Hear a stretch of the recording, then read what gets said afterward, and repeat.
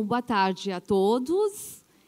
Eu gostaria de dizer da alegria de estar aqui neste momento, que considero um momento bastante importante para o município de São Paulo, nesse dia de lançamento do currículo, que traz essa perspectiva tão importante, que é a perspectiva de uma educação para todos, a perspectiva de uma educação inclusiva.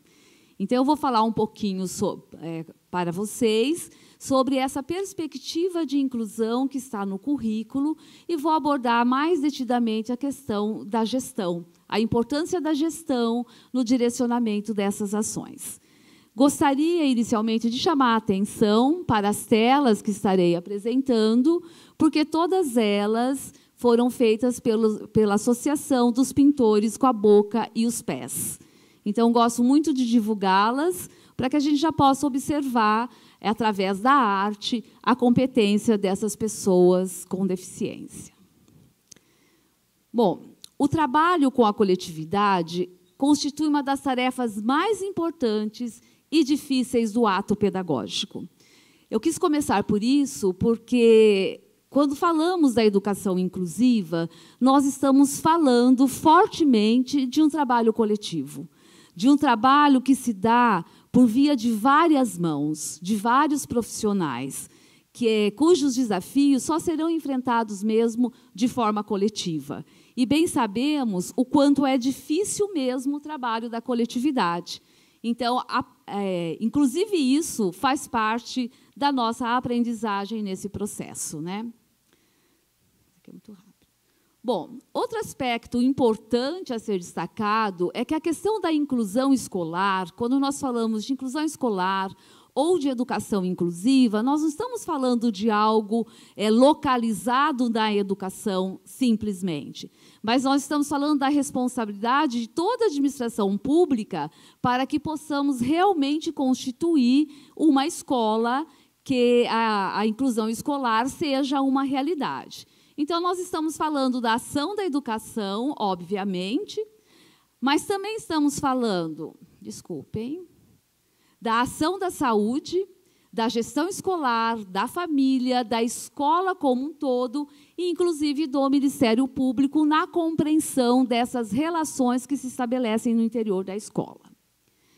Então, para que a gente constitua realmente uma escola que seja capaz de atender adequadamente todas as crianças, adolescentes e jovens, é preciso que a gente pense justamente em planejamentos estratégicos, que se refere ao estudo criterioso e cuidadoso sobre a realidade escolar, a identificação de procedimentos para solucionar os problemas provenientes desse estudo da realidade. Que tipo de problema? As barreiras que impedem seja a questão da acessibilidade arquitetônica, comunicacional ou, inclusive, a curricular. É necessário elaborar cronogramas exequíveis para a implantação desse planejamento estratégico, e esse planejamento deve constar ações a curto, médio e longo prazo. E é esse planejamento que, na verdade, direciona a ação da escola.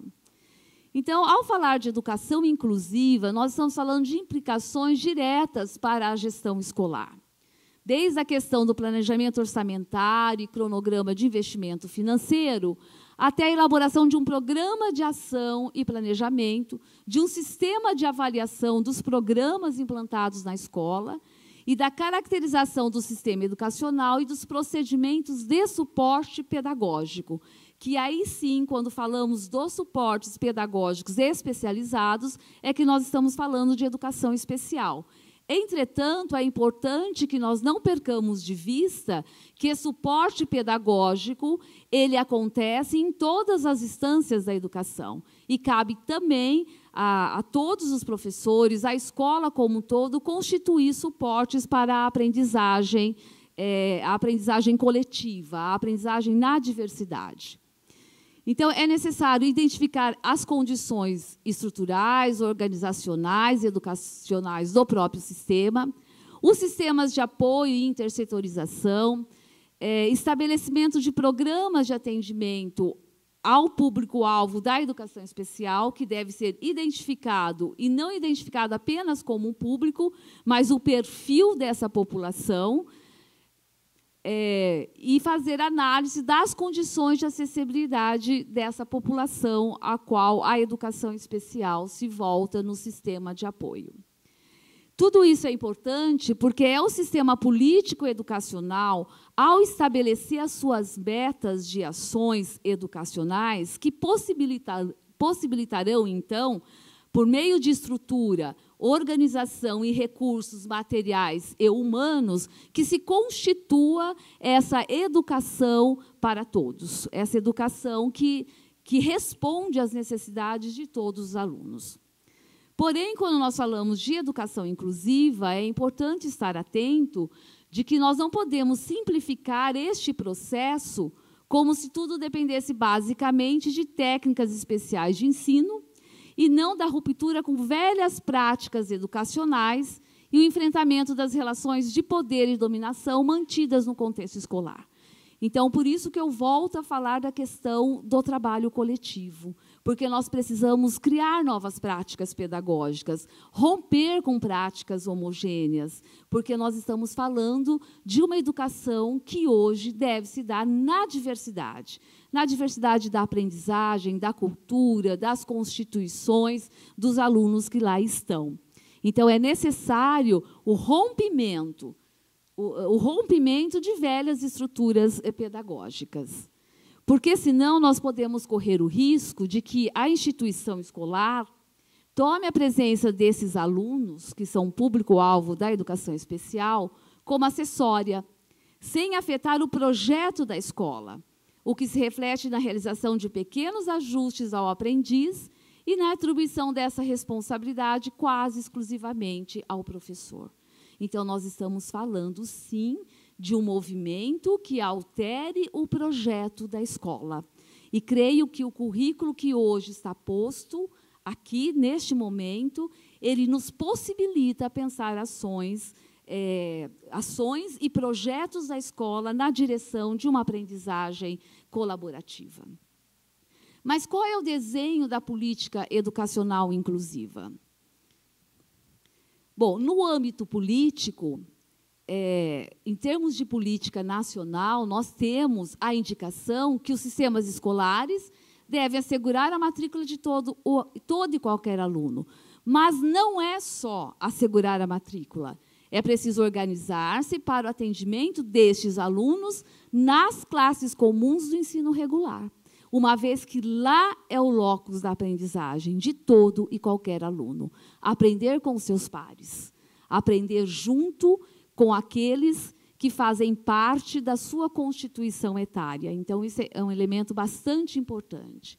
No âmbito técnico-científico, é preciso pensar continuamente na formação de professores. Então, professores que se tornem capacitados para lidar com este público da educação especial na classe comum, junto com os outros alunos. O professor de serviços especializados para apoiar a aprendizagem na classe comum.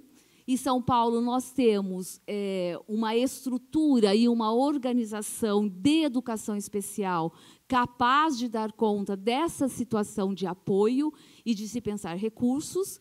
Estou me referindo a toda a estrutura do Cefai, aos PAAs e os PAEs que estão na escola, que são pessoas que possuem uma formação para orientar a escola e o professor na direção da aprendizagem desses sujeitos. E é preciso ter clareza que o locus da aprendizagem, não querendo ser repetitiva, mas repetindo o elemento essencial desse processo, que o locus do aprender é a classe comum. E os serviços de educação especial, eles existem justamente para apoiar essa aprendizagem junto com os outros, e não de forma isolada ou substitutiva. No âmbito pedagógico, nós poderemos observar uma mudança importante, eu diria nuclear, na forma de conceber as dificuldades escolares. Então, ao invés de focalizar a condição primária do educando, seja qual for a sua condição biopsicossocial, enfatiza-se o quê? O ensino, a escola e as condições de aprendizagem. Então, de novo, nós temos a pontuação de que a escola precisa se movimentar na constituição de práticas que realmente respondam a essa diversidade. E que nós possamos não colocar na condição do aluno a dificuldade do aprender, mas sim pensarmos na estrutura organizacional e pedagógica que nós temos na escola. E essa estrutura, esse sistema de organização de ensino no qual nós devemos alterar para garantir a aprendizagem de todos. No âmbito administrativo, a preocupação constante de eliminação de barreiras de aprendizagem para todos os alunos. Então, não há dúvidas na atualidade da absoluta necessidade de perceber a diversidade como condição humana, é assumida como enriquecedora das relações entre as pessoas. Então, nós vivemos um momento em que, culturalmente, pensar na diversidade é pensar enquanto riqueza, e não como algo que possa incomodar as relações entre as pessoas, mas é pensá-la enquanto uma riqueza presente em toda e qualquer condição humana. Então, é preciso criar espaços educativos de aprendizagem que considere essa pluralidade, a colaboração e a participação como bases do desenvolvimento humano. Então, estamos falando, obviamente, de uma outra lógica educacional, onde se aprende por meio da colaboração, se aprende por meio da participação, se aprende interação com o outro colega da sala de aula. Então, as ações da escola, elas são múltiplas e elas são intermináveis, porque a cada passo dado, outros passos se colocam à nossa frente, novos desafios se colocam, porque assim é o trabalho na educação. É um trabalho que não tem um fim, porque trabalhamos com elementos humanos, com as condições sociais, com as condições históricas, portanto, nós estamos sempre vivendo esse processo de mudança e de modificações. Então, a escola ela deve criar condições para reflexão e colaboração teórica. Também criar condições para aprendizagem colaborativa, trabalho em equipe na escola e constituição dessas redes de apoio. Enriquecimento curricular para alunos... Desculpem, bati o dedo. Então, enriquecimento curricular para aqueles que possuem altas habilidades ou superdotação. Na classe comum, então, enriquecer o currículo na classe comum e em outros espaços, se necessário. Eliminar barreiras de toda ordem, arquitetônica, comunicacional, atitudinal, de locomoção, curricular, etc., provendo a escola dos recursos necessários. Garantir a acessibilidade aos conteúdos curriculares, mediante o uso de linguagens e códigos diferenciados, sem prejuízo do aprendizado da língua portuguesa. Então, nós teremos alunos cujo acesso deles à questão da linguagem se dará de outra forma, por meio, por exemplo, de sistemas de comunicação alternativo, por meio, por exemplo, de uma outra língua, que é a Libras, por meio, por exemplo, do ponto de vista da escrita, o uso de braille por crianças cegas. Então, o caminho é diferenciado, mas o objetivo ele é o mesmo, a aprendizagem curricular da língua portuguesa e dos outros conteúdos presentes na escola. Importante a constituição de parcerias com instituições de ensino para a realização de pesquisas, organização e operacionalização de projetos pedagógicos que atendam a esse público, o acompanhamento do seu processo de escolarização, porque a escola que é responsável por esse processo escolar do aluno que é público-alvo da educação especial. A educação especial cabe o suporte, mas o acompanhamento da aprendizagem, a avaliação curricular, os registros de todo o desempenho escolar deste aluno deve ser acompanhado pela escola, assim como ela acompanha de todos os outros alunos. Também acabei de dizer, né, organizar e acompanhar esses registros de avaliação e de desenvolvimento escolar. Então, o sistema de ensino deve oferecer condições para as escolas elaborarem seu projeto político-pedagógico, constituindo uma cultura inclusiva, que isso faça parte do pensar da escola. E, dentro dessa cultura que vai se constituindo em relação à diversidade, pensar também no público específico da educação especial, que vão apresentar algumas diferenças específicas. Então, o papel da gestão para o funcionamento de uma escola democrática e participativa é fundamental, pois concretizará o compartilhamento de responsabilidades e compromissos coletivos em torno de objetivos comuns. Quais objetivos comuns? Que todos os alunos tenham acesso ao currículo, porque é no currículo que estão estabelecidos os conhecimentos que historicamente estão acumulados, e conhecimentos que possibilitam aos sujeitos o seu próprio desenvolvimento.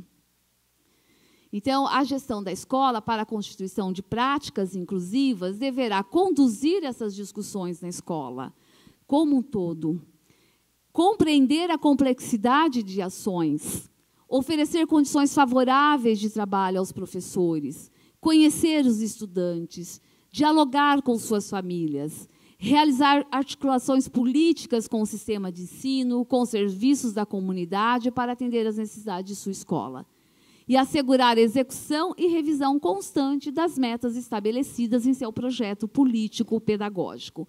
Então, veja que nós estamos falando o tempo todo em movimento, em reflexão, em ação, reflexão, ação, o movimento tem o tempo todo. Então, o movimento de uma escola inclusiva é de todos, mas tem na figura do gestor o grande articulador que envolve toda a equipe, em busca de melhoria na qualidade do processo educacional. Haja vista a função de um gestor escolar, né? Então, a colaboração do pessoal administrativo envolve a definição de papéis da gestão e dos demais responsáveis pela educação, para que a escola assuma todos os estudantes como responsabilidade sua e apoiando-se na equipe, tanto na equipe escolar, os diferentes pares que estão presentes na escola, entre eles, a educação especial, mas entre eles, e não só ela, como equipe para a constituição desta lógica de aprendizagem comum. Então, o papel da gestão não é meramente burocrático, mas ele também é político e pedagógico, principalmente feito a empreitada de tornar a escola inclusiva. Então, quando nós estamos falando de inclusão escolar ou de educação inclusiva, nós estamos falando num foco, que é num foco de modificações aonde? No contexto escolar. Desculpe. No contexto escolar, e não na criança. Não é ela que deve se modificar, mas a escola que deve buscar pensar dentro do seu contexto escolar quais ações são beneficiadoras para a aprendizagem coletiva e na diversidade. Então, quando eu penso na aprendizagem na diversidade, eu já estou trazendo como pressuposto a quebra de padrões de aprendizagem. Eu tenho referências, eu tenho indicadores, mas eu não trabalho mais no interior da escola com um padrão de aprendizagem. Então, eu preciso estar focando o tempo todo nas modificações que são necessárias dentro do contexto escolar para que a aprendizagem se dê. Obviamente que isso traz implicações importantes para a escola.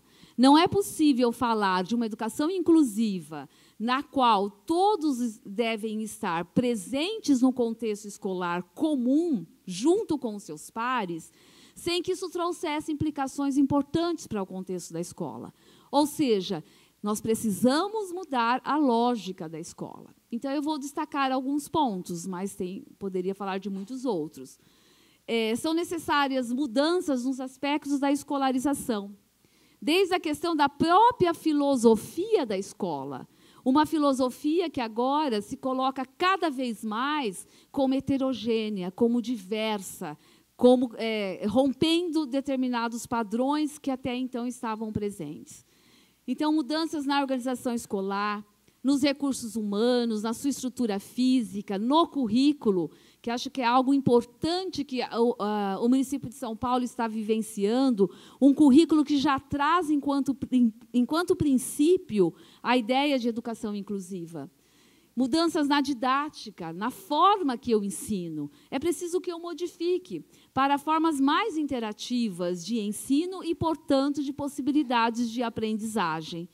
Mudanças no processo de avaliação, para que ele se torne amplo, para que ele atenda a todas as crianças, para que eu possa acompanhar o movimento de aprendizagem de todos eles, acompanhando aquilo que eles sabem, aquilo que eles estão aprendendo, e não focando naquilo que eles não sabem, mas sim nas suas possibilidades, nos seus potenciais. É claro que os docentes precisam e são pessoas qualificadas, profissionais, e que se tornem capazes de planejar, tomar decisões, refletir sobre sua prática, trabalhar em parceria para oferecer respostas adequadas a todos os sujeitos. É preciso também que a escola seja capaz de atuar na perspectiva do desenho universal, ou seja, o currículo ele tem um desenho tal que todos podem se beneficiar dele e ter a diversidade como a base metodológica para ensinar a todos.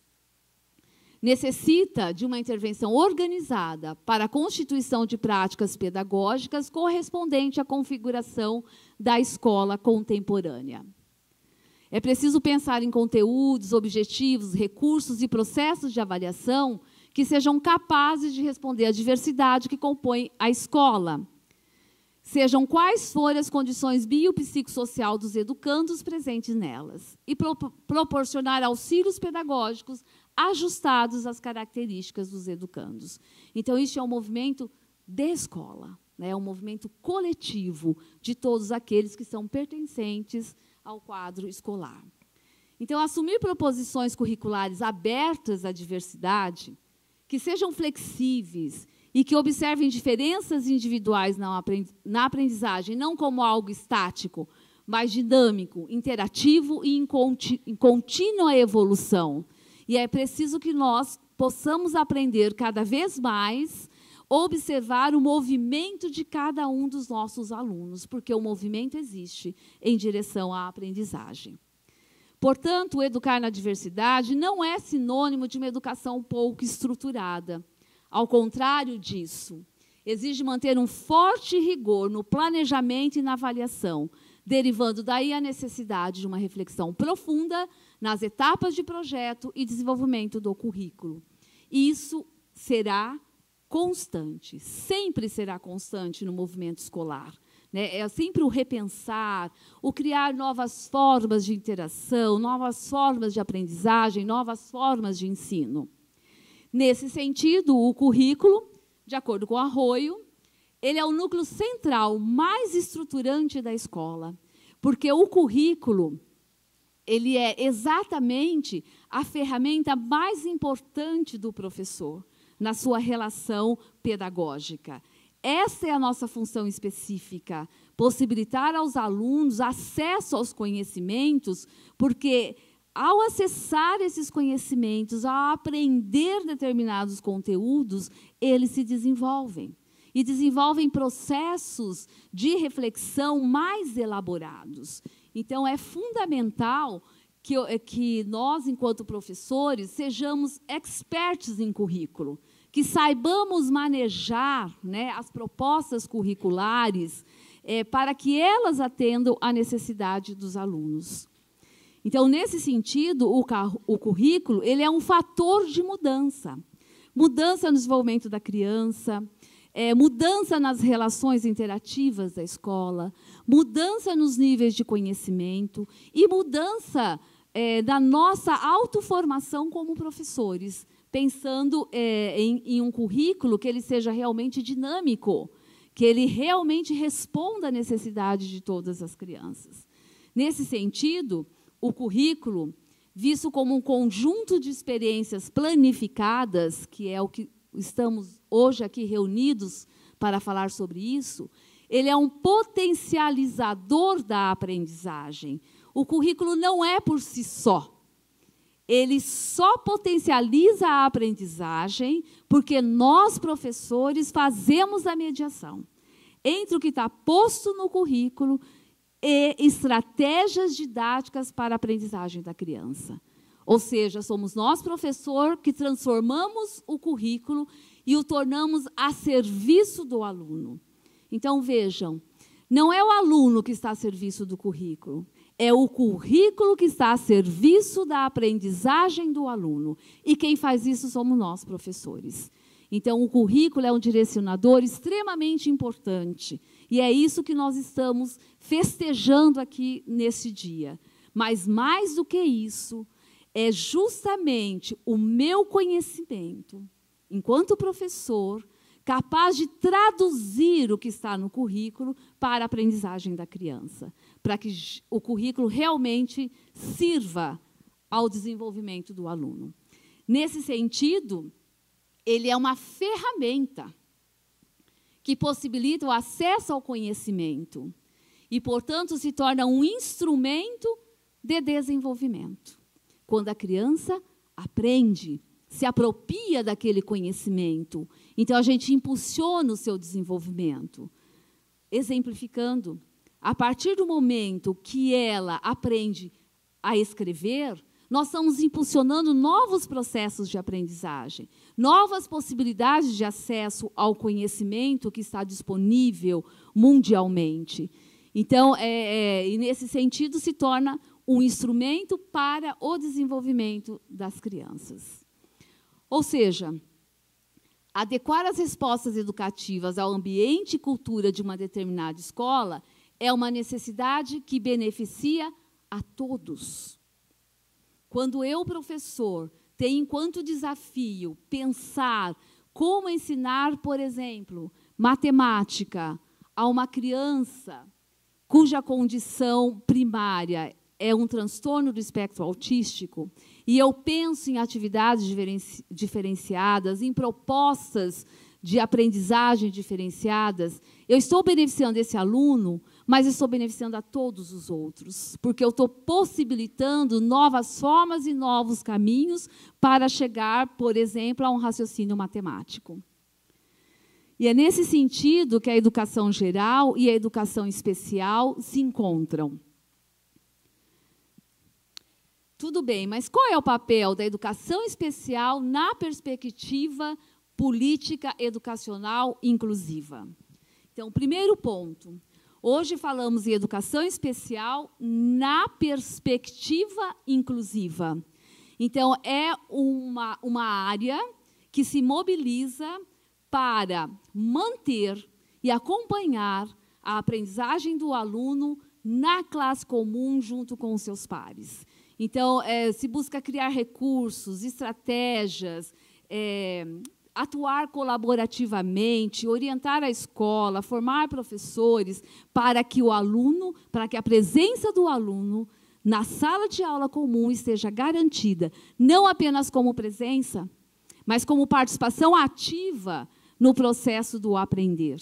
Então, a educação especial, ela atua nessa perspectiva, o que significa que ela não tem condições, no momento atual, na sociedade contemporânea, de substituir a educação, como fizemos em algumas épocas remotas. Hoje, isso não é mais possível, porque a perspectiva de compreensão de aprendizagem, ela se modificou. E a importância desses alunos estarem junto com os outros. Então, a educação especial ela é vista como extensão da educação comum. Não como algo que caminha em paralelo, mas algo que caminha junto, em parceria. Focada, sim, num público específico, mas para que, a partir desse foco, possa criar instrumentos de aprendizagem que sejam eficazes. A educação especial, junto com a escola, deve pensar em eliminar as barreiras de aprendizagem deste público e apoiar através de recursos pedagógicos. Veja, ela não fará isso sozinha. Simplesmente, a educação especial coloca à disposição da escola o seu conhecimento, para que juntos possamos pensar na eliminação de barreiras que possam propiciar a aprendizagem desses alunos. E, atualmente, nós temos trabalhado a legislação paulistana, ela vai apontar o atendimento educacional especializado como a forma de organização dos serviços de educação especial. E ela está organizada com possibilidades diferenciadas.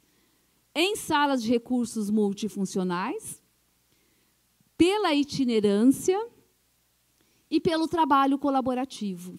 Então, vejam, o fato de um aluno ter condições que o caracterizem como aluno público-alvo da educação especial não significa necessariamente que ele precise, que ele precise de uma sala de recurso multifuncional, porque o AEE, como nós chamamos, ele é muito mais amplo. Ele perpassa por outras ações que não precisam ser necessariamente focada nos alunos, mas pode ser focada na escola, nas ações da escola, por meio da itinerância, que desempenha um papel importantíssimo no município de São Paulo, através dos PAAs, os professores de apoio e acompanhamento à inclusão, no sentido de, pelas suas itinerâncias, orientar a escola em relação aos alunos deste público.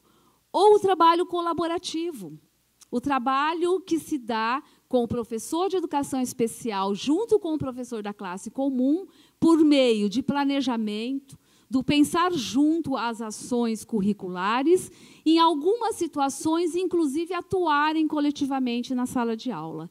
Então, ao falar do AEE, eu não estou falando simplesmente de salas de recursos multifuncionais. Eu estou falando de um conjunto de ações da educação especial que se organizam de forma diferente para atender às diferentes necessidades desses sujeitos.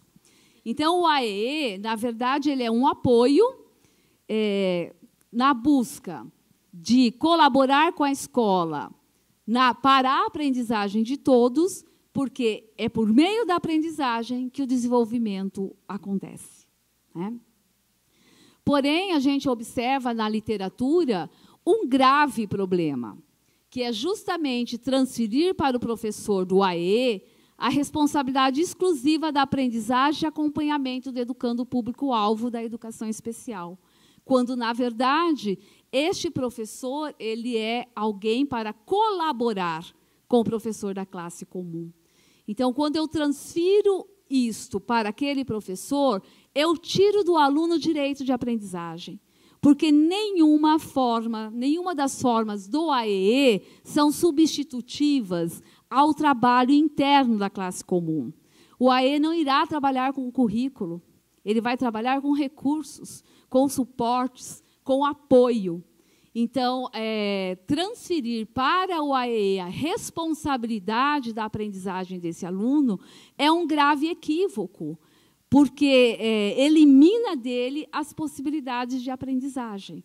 Uma coisa é a necessidade de recursos, que isso sim o AEE está preparado e se preparando. Nós temos tido reuniões contínuas para revisão, inclusive, das ações de educação especial, para que esses professores possam estar capacitados para darem apoio aos professores que estão na classe comum. Então, ao professor especializado, cabe justamente isso, apoiar, sustentar, orientar sobre alternativas metodológicas, estratégias ou recursos para oferecer ao educando condições básicas para acesso ao currículo e ao conhecimento. Mas o locus da aprendizagem é a classe comum. Então, isso é bastante importante que nós consideremos.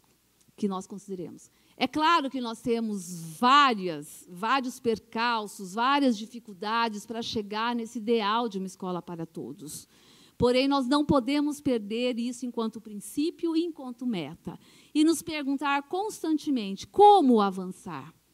Como fazer para que esses alunos cada vez mais sejam reconhecidos, respeitados, acolhidos na escola. E que a escola possa percebê-lo como um aprendente, como alguém que está lá para aprender, com potencial de aprendizagem curricular.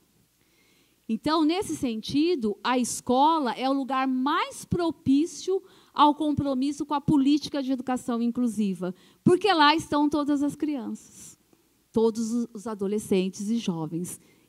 Todos eles passam pela escola. Portanto, nós estamos num momento bastante importante, que é representar o protagonismo da constituição de uma escola que seja inclusiva. Com as nossas ações, creio que o grande objetivo, a grande utopia que todos nós, professores, temos, é pensar numa escola livre, popular, aberta, pública, uma escola democrática. E, ao alcançar todos esses elementos, nós teremos, então, alcançado a ideia de uma educação inclusiva. Porque a educação deve ser inclusiva enquanto princípio. Eu não precisaria nem adjetivá-la. Porque quando eu, professor, ou a escola, preocupa-se com a aprendizagem do aluno, ela já está no movimento da busca dessa escola tão sonhada e tão utópica para todos nós, professores. Muito obrigada pela atenção de vocês.